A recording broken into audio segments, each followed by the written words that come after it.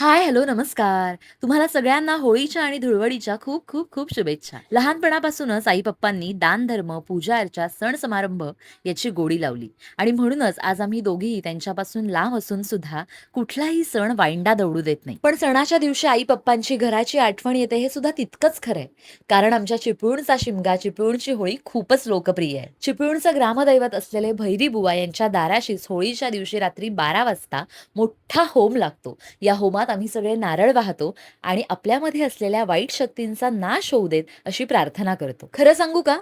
मी महाराष्ट्रात जन्माला आले याचा मला खरंच खूप अभिमान वाटतो. आपल्या रूढी परंपरा किती छान आहेत.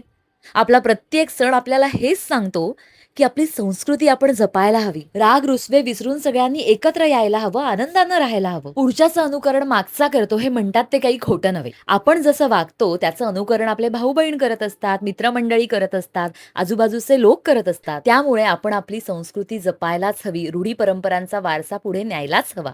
आज आम्ही सुद्धा पुरणाची पोळी, कटाची आमटी, मटार बटाट्याची भाजी, पापड, कांद्याची भजी असा साग्र संगीत बेत केला होता. आई म्हणते कुठलाही पदार्थ बनवताना फार बडबड करायची नाही.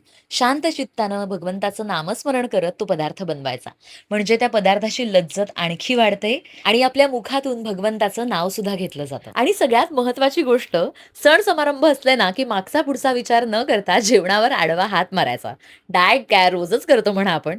सगळे डायटिशियनना फटके देणार आहेत मला. पण येस, आम्ही सुद्धा नैवेद्य दाखवून केलेल्या जेवणाचा छान आस्वाद घेतला. अन्नदाता सुखी भव म्हणालो, देवाचे आभार मानले आणि असंच जेवण उद्या सुद्धा मिळू दे अशी प्रार्थना केली. तुम्हाला हा व्हिडिओ कसा वाटला हे कमेंट्समध्ये नक्की सांगा. भेटूया नेक्स्ट व्लॉगमध्ये. And once again happy Holi. Bye.